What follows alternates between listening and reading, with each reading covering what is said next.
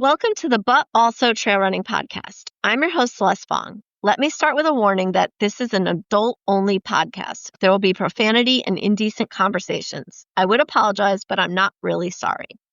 So today I have two very special guests. One, you guys already know, and that is Best in Show, Mike Martineau. Say hi, Mike.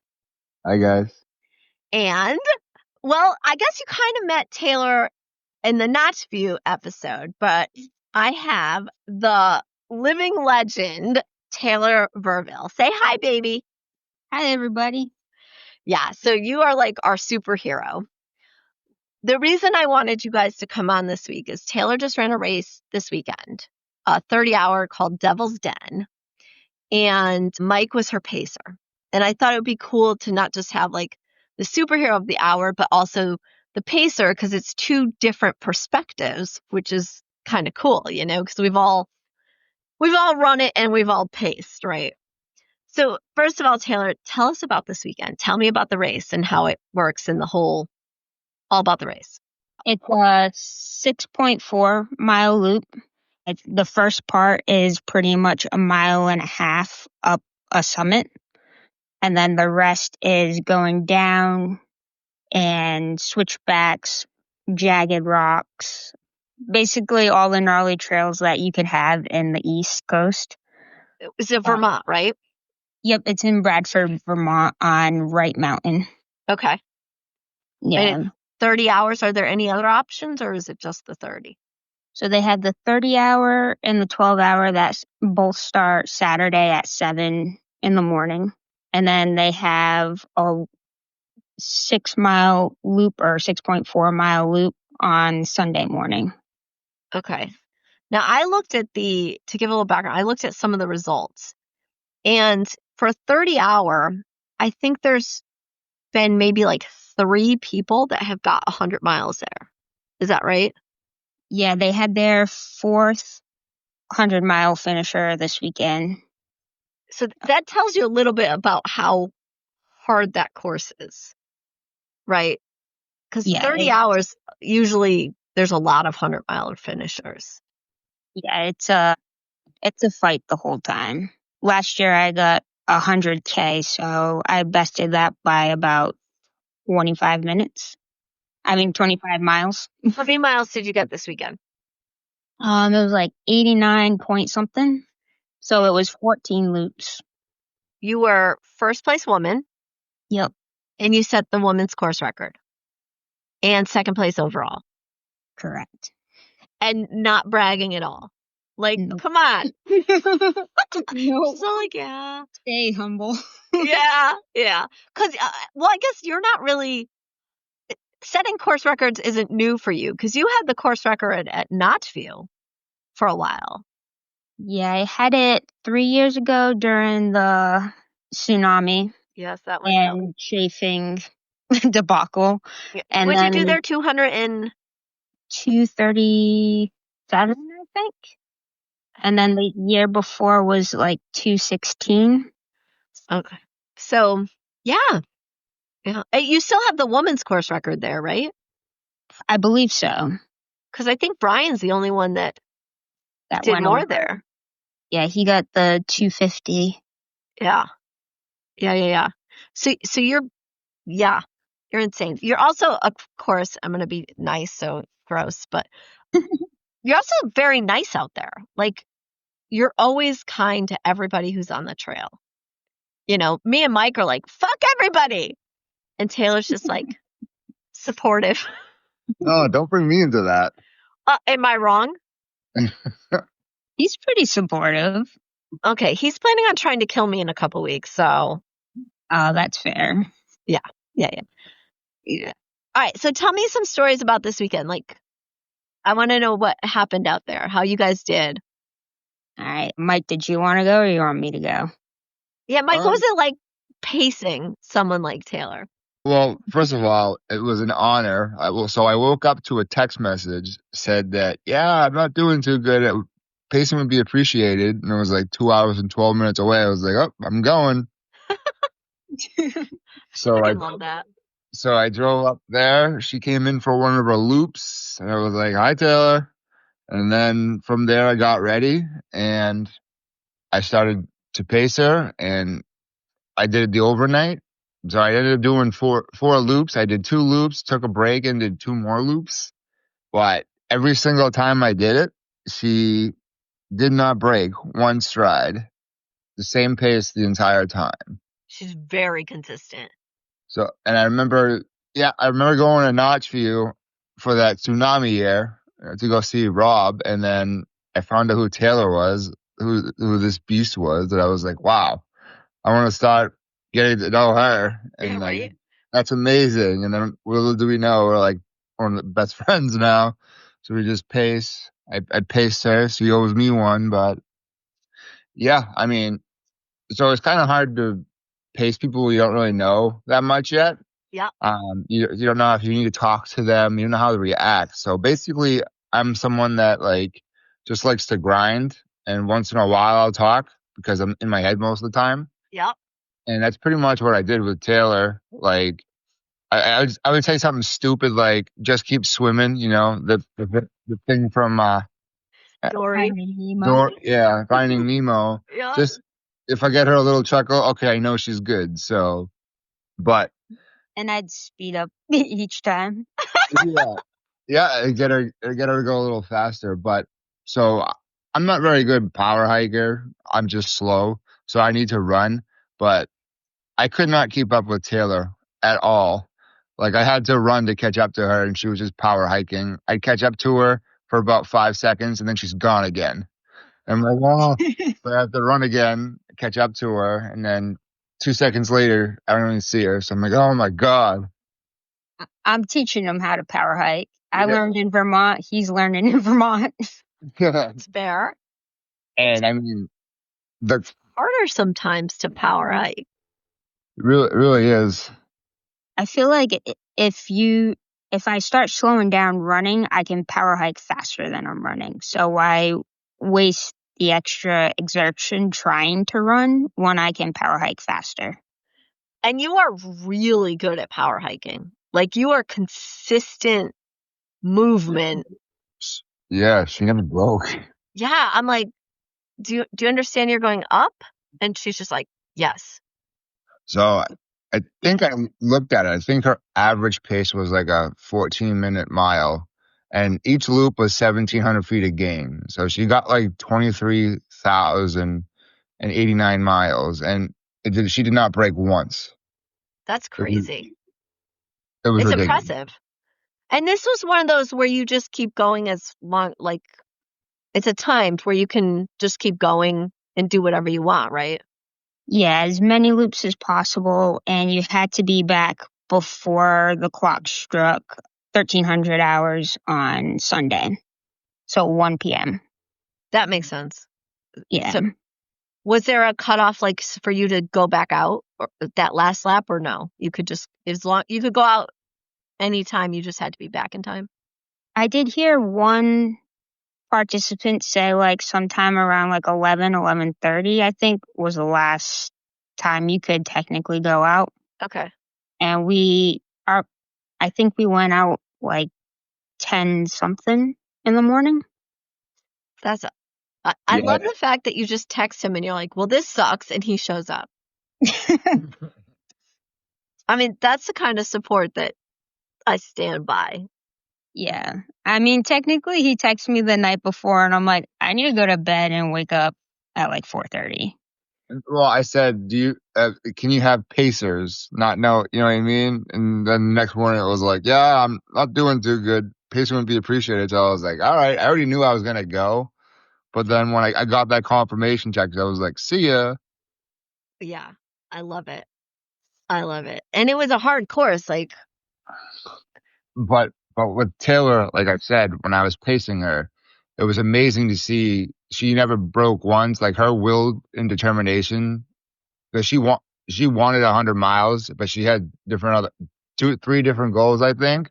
But she crushed like 2 of them. So, but she never broke. It was amazing to see. I'm just floored that like a course, because how many years has this race been going on? Is it like 5? I think it's something like that. Because the results from this year weren't on the website yet. on Ultra sign up. I think he's going to have them up by the weekend, if I'm not mistaken. And like he just sent out the link for photos yesterday for one of the, I think there were 2 photographers. Because it looks here like the top performances for women previously last year was 83.2. Yeah, with Marissa. Yeah, Marissa. And then there's a couple like 76, 64. Oh, you did 64 last year there. Yeah, last year. So I was struggling I always struggle to find like the confidence. And last year it was especially hard. I just wanted to go out, have fun, do my best because it was the first race coming back after passing out at Notchview. And that was scary. Why don't you talk about that a little bit? Because that was very scary for everybody. Yeah, sorry, everybody. So last year at Notchview, I don't know if it was just extra hot and humid, but at one point I just couldn't really take in anything without it going through me. Even like a sip of water was hard to get down. And at one point I just remember reaching for like my hydration hose, about to put it in my mouth, and I just go down. Luckily, 2 runners came up behind me. One squirt like their water in my mouth, and then one stayed with me. So Erin found me, and Jessie, I think is her name. Jessie McKayla, yeah.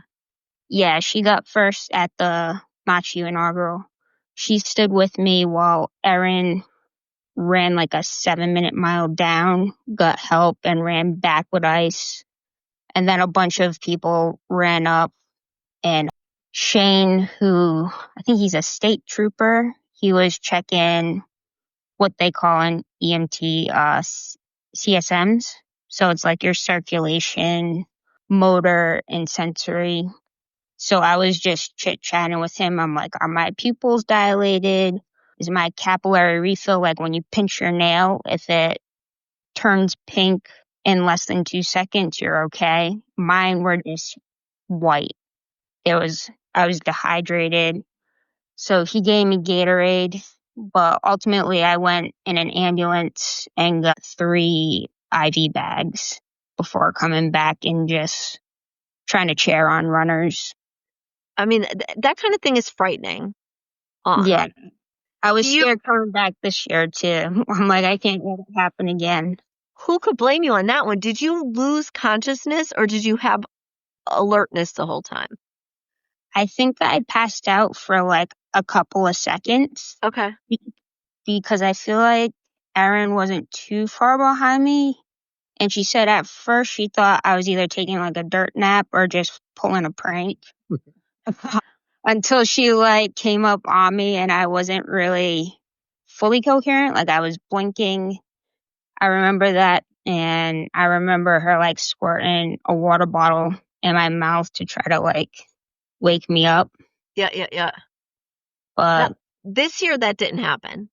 We're all very happy. Definitely. Yeah. Now, so I'm hypoglycemic, so I know that if I get dehydrated and my calories drop, I'll pass out too. So I always carry, no matter what, I'll have like something on me, like a payday bar or Skittles or just something sugary. Yeah. In case it drops. Do you do that now? I always carry some kind of nutrition and hydration, even for the single loops. If I'm not using poles, I'll have a soft flask or bottle. Okay. In one hand, and then like some form of gel or nutrition in the other.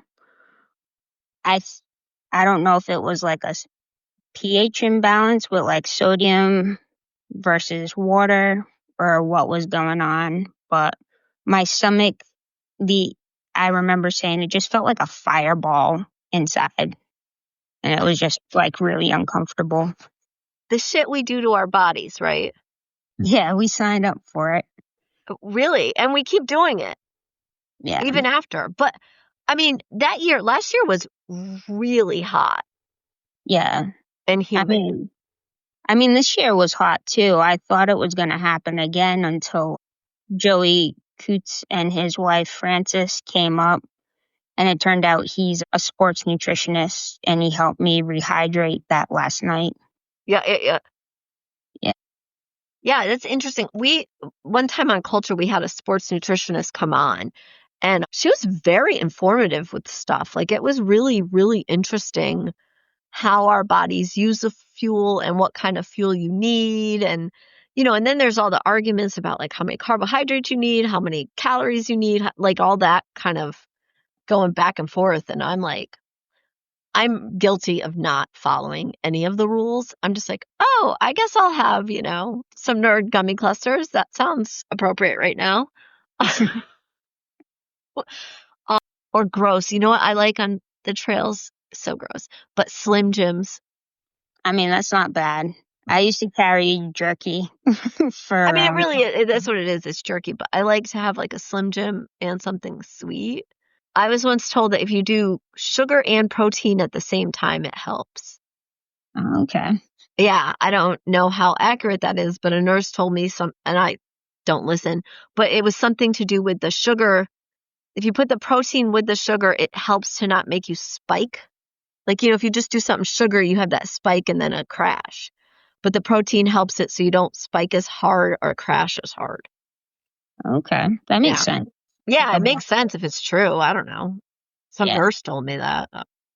Like I said, my idea, like we just spent a week out west and we ate girl dinner for breakfast, lunch, and dinner. There was one point where we were just taking handfuls of M&Ms for breakfast. So I might not be a good coach for that kind of shit. All right, so back to Devil's Den. So did you have any of those issues at all this year while you were there? Yep. Once in the woods. Mike covered me though. Yeah, I think at one point, I think it was like a third to last lap. And I asked her when she came in when I took my break. Well, that lap to get situated, she comes in. I said, "How are you doing?" She goes, "Oh, I think I lost my vision on that lap." I'm like, "Do you need me to go out with you?" And she's like, "Maybe." And then I didn't hear anything else, so she went back out by herself. Oh my God. Yeah, my vision was going fuzzy, and during obstacle racing, I would carry peanut butter crackers because of the salt, and then like peanut butter. I don't know. It just usually helped bring my vision back, but it was also like frost on the ground both mornings. So I think it was a combination of like the sodium loss, but also like the cold in my eyes. Okay. So Jason and Amber, the race directors, or race Mosey, they Broth. they got me some ramen, so I drank the broth. Mike ate the noodles, and then I headed out. I love that so much. There must have been a pretty big change in temperature because this time of year, Oh God, it was. the mornings can be, especially Vermont. What was it like? It's got to be about 30. I think it dropped to, was it 25 or 37, somewhere in there? So I think that was at like 3 a.m. It was dropping down to 37. Yeah. But so when I took my first break, so I did two, like I said, I did two loops. I took one loop break. It was like 1 in the morning, and that was the worst thing I could possibly do because I sat in that tent and I froze to death, shivered, waited till she come back so I could run again to warm up. Yeah. Because once you stop, your body temperature is just like, okay, I'm gone. Like it just drops. So the cold feels even colder. Oh, that was the worst. And then, so I ended up doing 5 laps with her. So I did like a 50K. I paced her for 50K. So the last lap she did, while I was waiting for her to come in for that last lap, I drank like 3 monsters, and then I like chased her up the whole trail. I bet your heart felt really good after that. Oh, it was great. I actually felt so good because I was right up on her. She's like, "Oh, no wonder why you're chasing me." Yeah, I just literally got a shot. It's almost like taking epinephrine at that much caffeine. Yeah. I mean, there were bees out there, so I definitely recommend epinephrine if you go out. Well, yeah. I carry my EpiPen for most things. Learn the hard way to have my EpiPen on me at all times. What's the temp during the day? Did it get warm? It's like 50s, high 50s, I think. So you're talking a 30-degree difference. Yeah, give or take. Yeah. Do you have problems so personally, if it gets especially with the changes in temperature, I have a hard time controlling my body temp. I do when I stop, but when I'm going, I heat up really fast, especially on the climbs. So it's not really worth putting on a coat for me. Okay. And this time I wore Guess it's like the latex gloves to keep my hands warm. And for the most part, it helped a lot. All right, because you're really good with poles, like using the poles. Yeah. You have it down it almost looks like mechanical watching you go because it's so exact at all times. So your yeah. hands must get really cold. Yeah, they can get pretty cold, but they also warm up on the climbs as well. It's just like when you come into like base camp and like we had to sign the board when we come in and then sign it when we go out. Okay. And my handwriting was horrible. I'm like trying to form numbers and my hand did not want to cooperate. Was it like a old style fat ass with the boards where you had to track your mileage? Kind of, yeah. So he had the squares lined up and you put your time in so they know if you're on course or not or in your tent. And then you put your time out so they know if you're out for X number of time, like if they should worry or not, pretty much. That's a smart way of doing it, though. Yeah. 'Cause especially if it's a course it's over 6 miles long, like a loop. A 2-mile loop, it's kind of easy to go out and do a backwards loop and see who's out there or whatever. But 6 miles is a lot further to check on people. Yeah, for sure. There's like a small aid station maybe just before the halfway point when you come down from the summit. Okay.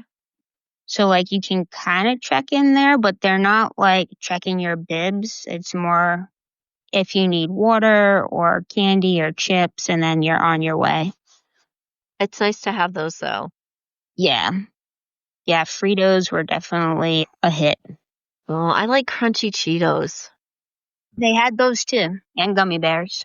Fritos always remind me of my dog's paws. Like my dog's paws smell like Fritos, which, brings me comfort, but I also don't want to eat them.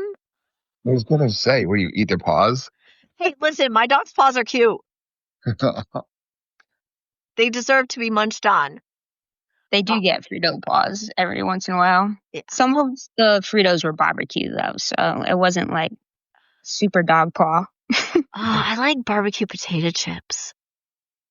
Like Lay's barbecue potato chips. Yeah. That shit's good. And now I'm hungry. Sorry, I got distracted by food. And now I'm totally distracted and I forgot what I was going to ask you. So do you think you'll go back and do it again? The same race? I think I'd like to hit the 100 and I think I can. It's just more elevation training like Ash and I were talking after. And I definitely felt like a little bit of confidence going into this race based on the training. Yeah. And I got about 25 miles more than last year.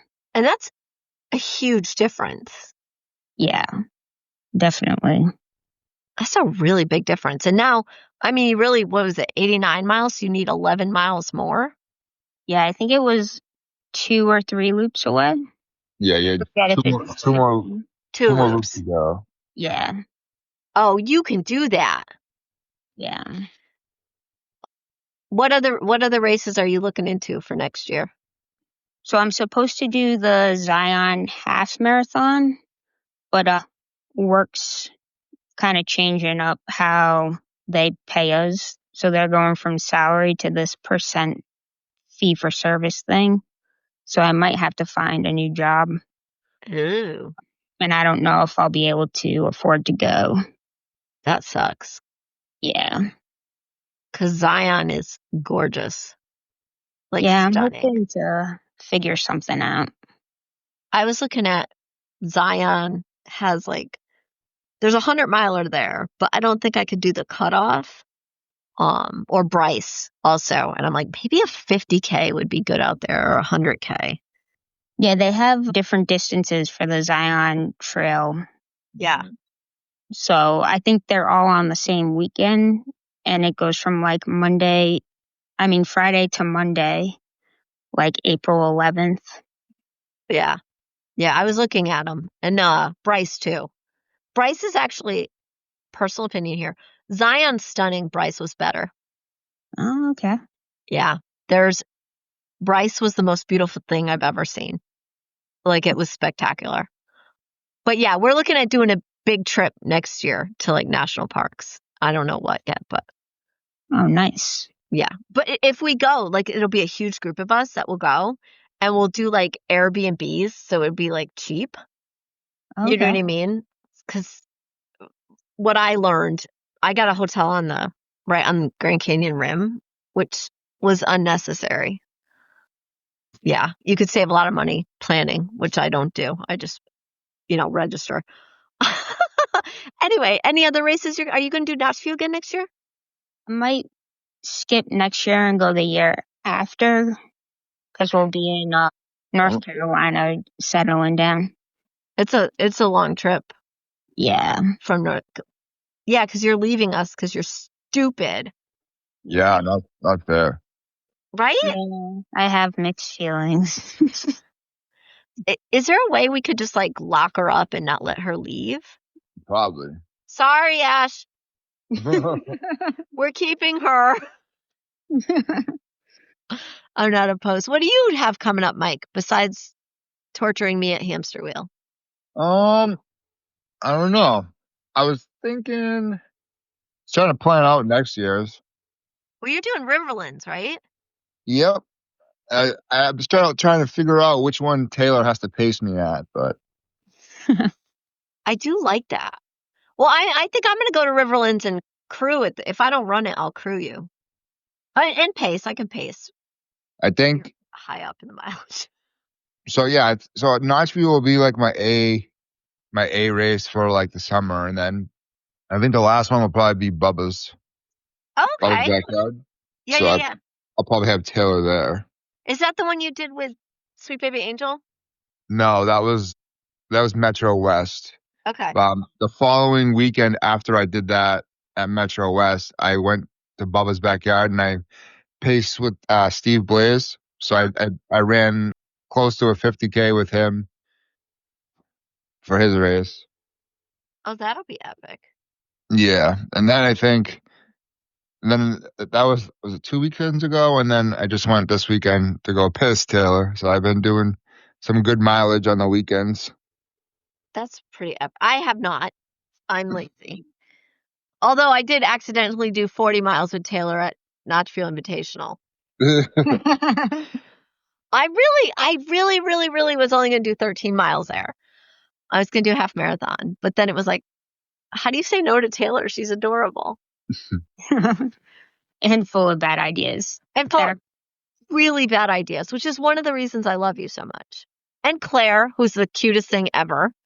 Yeah, I love Claire. I do too. Yeah.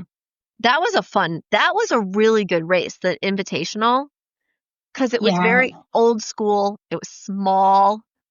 It was pretty chill. It was very chill. There was no competitiveness. It was except Marcus, he was competitive. Got second place. Yeah, Marcus was competitive with like who can be the stupidest human being there. Yeah. He won that. Yeah. I don't know what happened with Marcus there. He was just like, this feels good. Wee! And we're all like, really? Like, what are you thinking? We're like, bye. Yeah. Well, Scott did really well in the 50 miler, but he was like in a great mood and he was just moving really, really well. But it wasn't like I have to beat everybody vibe.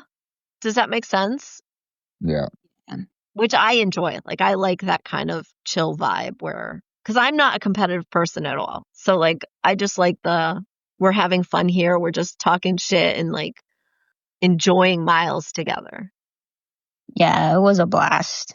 Yeah, it really was. It really was. Except Mike and Sweet Baby Angel, because they're assholes, decided to go do that backyard instead of, like, hanging with us. No, Yeah, you guys could have come hang out. I could have. We multiple times we thought about dropping just to drive there to hang out and do some mileage and keep the bibs on, so like we were racing there. But But it was like a 3-hour drive or something ridiculous like that, though. yeah, So it was a 2 hour and 12 minute drive. We're like, okay. yeah, no. Yeah. And so I'm in my car reading in the middle of the night because I'm me. And I'm like, okay, you can't do more mileage. Go to your car and hide so there's no temptation. So I went and I was like reading. My phone's ringing at like 2 a.m. And I'm like, what the fuck, you know? And it was Ryan and Mike. And just the two of them were like delirious and stupid. And I think I laughed for a half hour straight listening to them. It was so funny. But it was also right on brand for both of you. Yeah. Yeah. All right. So any other races coming up, Taylor? I got Womp Romp 50K in 2 weeks. And then Tark Winter Classic 40 miler the first weekend of December. Ooh, where's that? That one's up at the Fells. So I finished it 1 year for the 40 and I DNF'd or timed out at the 40 at the 32 mile because you have to start the last loop at a certain time. Oh, maybe I'll do is there shorter distances there? Yeah, I think they have under the 32 mile mark too because it's an 8 mile loop. So they might have an 8 and up. And it was only like $25. And they do so much charity. Let's see. Oh, it's got 40 miles, 32 or 8. Yeah. Ooh, that looks fun. Unless it's snowing, fuck that. But that looks fun. I'll have to look into it because I'm slow. So I can do the mileage. It's just, will I have time to do it in the time limit? Yeah, I don't know the time limit for 8, but I would assume like you have enough time or maybe the whole time. Let's see, 7 to 4:15. Maybe we'll do that. Mike, you want to come do that too? I was thinking about it. I did question her about was it Krampus, but Krampus, yeah. What's that? It's another Race Mosey event on a ski slope. So I did one loop last year, but they also have a 9-hour. But I figured I'd save time on driving and go to a local race with Tark.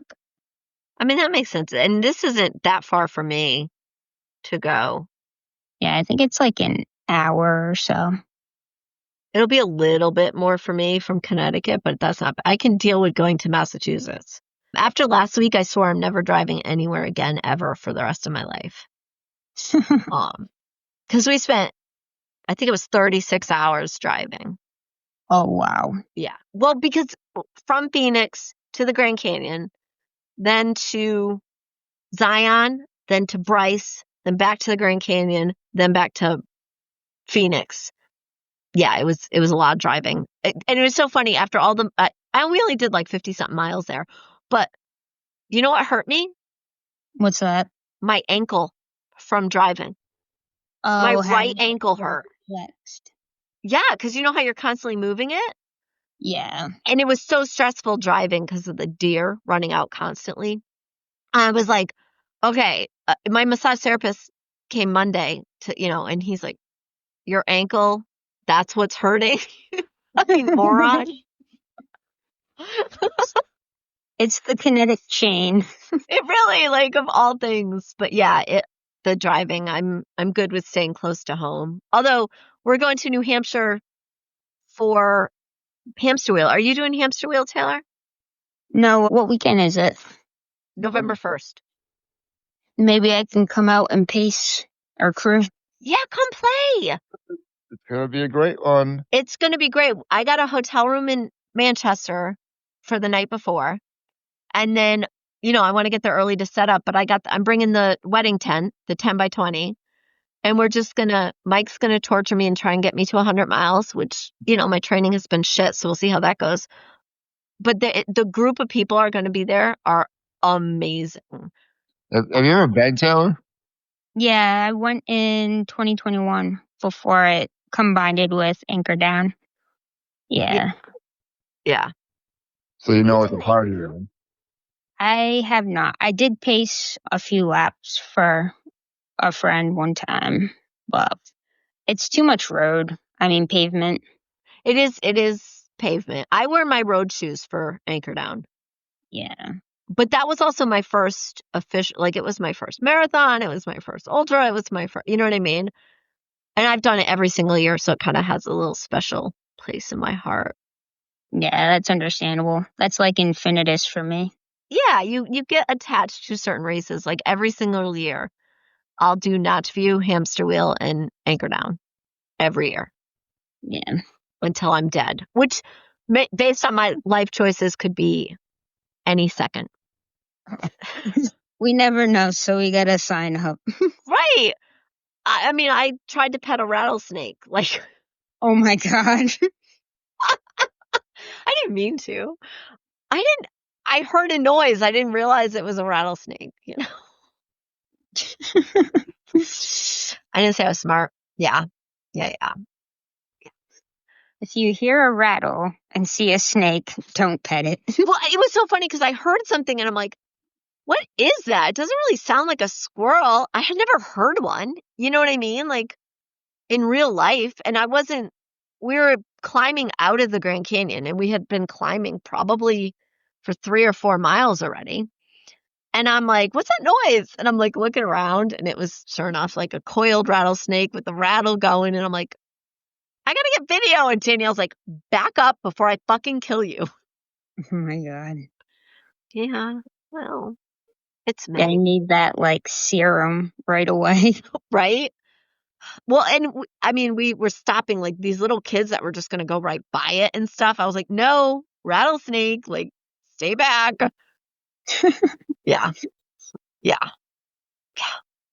Have you ever been out there? What? No. I was going to say, do as I say, not as I do. Well, 100%. Yeah. 100%. We also got swarmed by a pack of wild dogs in a gas station. That sounds fun. It was so good. Oh my God. We were like, if we weren't like, we were obviously had to fly home. We're like, how do we save all these dogs? Like, how do we just keep them all? They were so cute. There were 3 puppies. Oh. Like, no, they're so cute. Mike's like, you women are fucking insane. But he's not wrong. What are you going to do at Hamster Wheel? Are you going for the 100, Mike? Yes. You'll get it. Yeah, There's no doubt. You'll get it. Oh, I know I'm going to get it. I'm going to drag you to get it. Yeah. Now, listen, Roman is going to be there. And I met him for the first time at Hamster Wheel last year. And he got 90 miles.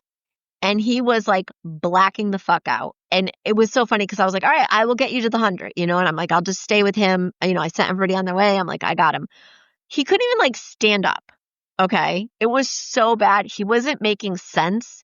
He was shaking. It was, you guys have all been there where you like, you can't take another step. And it's not just, I'm tired, but like, is this kid going to end up in the hospital kind of a situation? So he didn't, well, I can't say he DNF'd. He did 90 fucking miles, but he didn't like finish the 100. So this year he just signed up. We're like, okay, you have to get to 100. So we have to get him there. So if you have to pull him by his hair, I give you permission. Sorry, Roman. But Taylor, you'd be good at pacing him. Yeah. Yeah, you should definitely come. Details. Yeah. You should definitely come. Even just hang with everybody and like pace and party because it's so fun. And the food, like if you're a pacer or a crew, what was it, like $20 or something? Mike, For do you the know? for the food ticket? Yeah. I don't even think it was that much. It's something like that. Maybe 20, 25, 15. I don't remember. But then you have access to their kitchen, which is just a buffet for the Yeah. whole 30 hours. Yeah. And It's I'm great. not exaggerating. It's Yeah. the only race that's got a concession stand, so it's great. Yeah. But home cooked shit too. Yeah. Like it's not just like there's pancakes and breakfast sandwiches and bacon and grilled cheese and mac and cheese and ground beef and potatoes and pierogi, French toast sticks, multiple kinds of soups, chili, ramen, like apple cobbler. It's literally a restaurant. Is it unlimited? Yeah. Yeah. Yeah. Once you pay, like if you're a runner, you get access to it. If you're crew or pacer, you have to buy a meal ticket, but Yeah. then it's unlimited. Oh, cool. Yeah. Yeah. And they set up these cute little like warming stations. And it's a 4-mile loop. It's a lollipop. So it's not really a loop. It's out and back with a little lollipop at the end. It's pretty much flat rail trail, but well-groomed rail trail Yeah. With the little climb at the end. with a little climb at the end. But I will say, it's funny how by the end of it, you're like, fuck this hill. And it's barely a hill, right? Like we've done, like you're talking about this race you just did with like 1,700 feet of elevation, a loop, right? But that little hill can fuck off. Yeah, it just grows at the end. It's not funny. It's the same thing at Notchview, right? By the end, that second hill. Sucks. Oh, it's so dumb. Like, when did Everest get here? Yeah. And then it's like, first you hit the false hill, which is like a little uphill. And then you hit the hill. And it's like, why is this here? And every single loop you have to swear at Ben when you hit that hill. Fuck that hill. And it's not even that bad. No, it's not. Like, the first loop sometimes feels flat. The first time I ever did Notchview, I ran the first loop and I'm like, oh my God, this is so runnable. This is so easy. It's practically flat. By the time I hit 100 miles, because that was my first 100 miler, I was like almost in tears. I'm like, fuck this hill. That was the year I peed in my shoes. Oh. Well, both times I hit the cross record, I peed crossing the finish line. I love that for you. I warned people, but they still hugged me. I think everyone just assumes I've peed my pants now, and they're just like, okay, I'm going to hug the top of you. Yeah. Oh, God. Anyway, all right. I know you both have to get to work, but I wanted to talk because it's an interesting dynamic, right? Like from someone who is an ultra runner but pacing versus who's the actual runner and seeing it from the different angles, right? Like Taylor's like, I hate everything. And Mike's like, but you were so consistent. Yeah, she was. It was. I didn't hate everything, actually, so that was pretty good. You It didn't was. hate Mike? No, I didn't hate him. I will hate him enough for you in a couple of weeks. She's gonna be there to see it. Yeah, you better show up, Taylor. I'll bring you a sticker. All right. I'd do anything for a sticker. If you send me your address, I'll actually send you stickers. Sweet. Yeah. You gotta join the club. I got one. Oh, yeah. Once you're on the show, you're an honorary idiot. So, Oh, sweet. Is that what the sticker's going to say? well, I have regular stickers and then I have the honorary idiot stickers, specially made for people that like become She needs honorary idiots. She needs the honorary idiot. She needs Yeah. that one. Yeah. I don't know if it's a compliment or not, but I think it is. Being an idiot is fun. Yeah. All right, my loves. I'm so glad and thankful that you guys came on. Do you have anything to say before we hang up? I had a couple things. I didn't know if you wanted to touch on them. Go. Yes. Anything for you. So during the race, like when your head starts going in all different directions, I kept trying to like refocus to the present moment Mm-hmm. and what was in my control. And I would just repeat forward movement, fuel, and hydration like throughout to just stay in the moment and keep moving and clear my head. I also told Mike, like, no matter like the pain that we're going through on these courses, it's nothing compared to like what my aunt's going through. We found out she has stage 4 pancreatic cancer, or what like Jason's friend from the military went through with suicide. And the race actually benefits like his friend and the Josh Pawada Foundation. So it's a home for veterans that can come. They're trying to work up to 24/7, and it's free for them. They have food, they have like entertainment, classes, alternative medicine, like Reiki and energy healing. So Stuff that these people actually need. yeah. I kind of just got chills just hearing that. Yeah. So it's like when you're in that dark spot, you just got to remind yourself, like, we chose to be here. And it's actually like an honor to be out here versus dealing with Absolutely. what they're dealing with. What we do is a privilege. Yeah. I mean, sure. yeah, it takes a lot of work to get there, but it's a privilege. We're lucky that we're able to do it. Yeah. I don't know what I'd do if I couldn't get that release.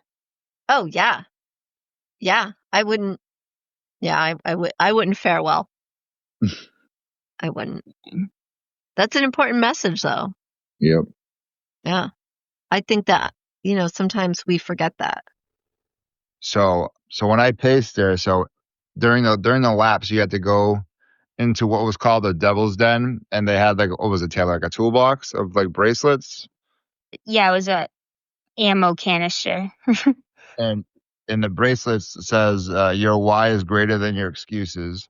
So I didn't, like I said, I didn't sign up for the race, but Taylor ended up giving me one of those bracelets, and I wear it on my wrist, and I'll probably never take it off. But just the message itself, so it meant a lot to me just to get that. Say it again. Your why is what?